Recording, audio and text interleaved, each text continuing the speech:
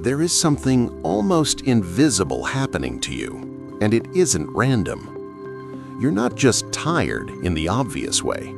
There's a quieter exhaustion, deeper and harder to name, that comes from constantly rushing, even when there's nowhere you actually need to be. It's as if life has turned into an endless sequence of urgencies that never truly resolve.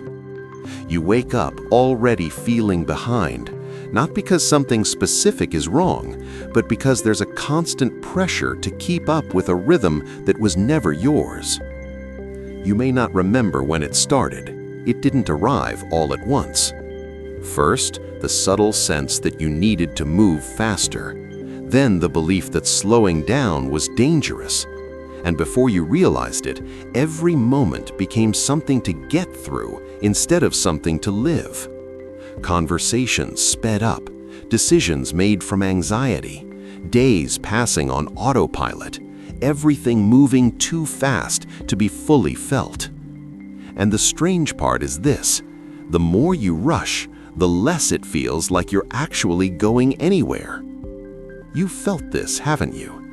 That sense of always doing something, yet rarely feeling connected to it. Like you're moving forward, but disconnected from yourself. Like you're following an invisible script that promised fulfillment at the end, but never quite delivered it. There's a quiet discomfort beneath it all, a feeling that something essential is being lost in the speed, even if you can't fully explain what it is. We've been taught to believe that speed equals success, that slowing down means falling behind, that pausing to reflect, to feel, to observe is a waste of time. But what if the constant need to rush isn't ambition at all, but fear? Fear of silence, fear of what surfaces when there's nothing left to distract you, fear of the question that arises the moment you stop: am I living my life or just reacting to expectations? Because here's the uncomfortable truth almost no one talks about. The things that genuinely change you, clarity, alignment, depth, direction, do not respond to force. They don't arrive through urgency. They emerge when there is space, when the noise settles, when you're no longer trying to control what comes next. Notice this: the most meaningful moments of your life never happened while you were rushing. They appeared in the pauses, in the quiet, in the moments when you weren't trying to prove anything. A conversation that shifted everything, a decision that came without strain, that rare feeling of being exactly where you were meant to be. This isn't nostalgia. It's memory stored in your nervous system, reminding you what it feels like to move at a rhythm that actually fits. And that may be why something in you is beginning to resist. Not loudly, not dramatically, but subtly. A different kind of fatigue, a growing intolerance for surface-level noise, an unexplained pull toward distance and quiet.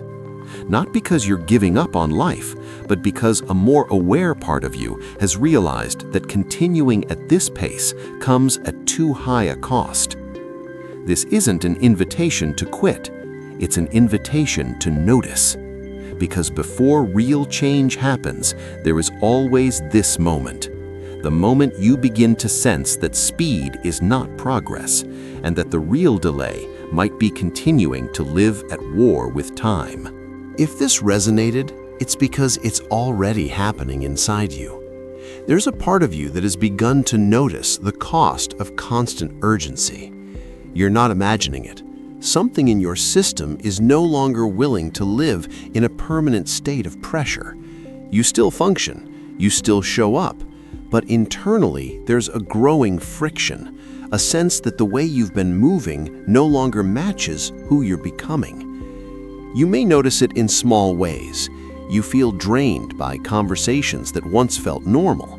You lose patience for shallow goals, empty achievements, surface-level connections.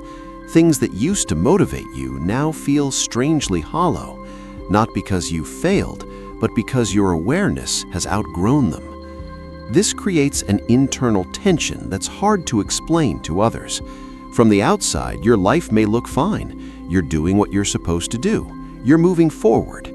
But inside, there's a quiet knowing that something is off, a sense that you're expending enormous energy just to maintain a pace that doesn't feel natural anymore. And this is where confusion often appears.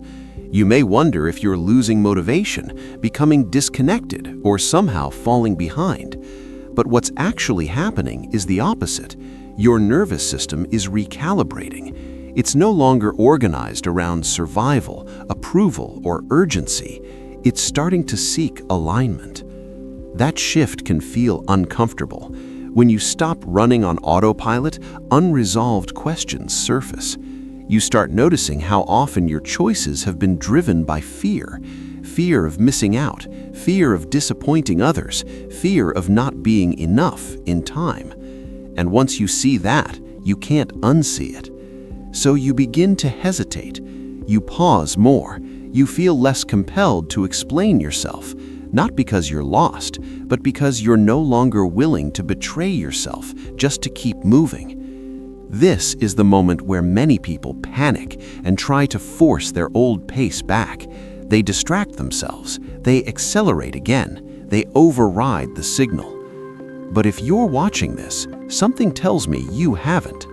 Something in you knows this discomfort isn't a problem. It's a signal, a mirror showing you that the version of you built around urgency is dissolving, making space for something more grounded, more intentional, more real. Here's the paradigm that needs to collapse.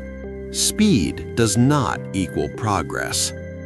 We've been conditioned to believe that moving fast means moving forward, that pressure is proof of importance, that urgency is a sign we're doing life correctly. But urgency is not a measure of truth, it's a measure of fear. When you rush, you don't become more effective, you become reactive. Your decisions narrow, your perception shrinks. You stop listening to yourself, to others, to life. You trade wisdom for speed and call it productivity.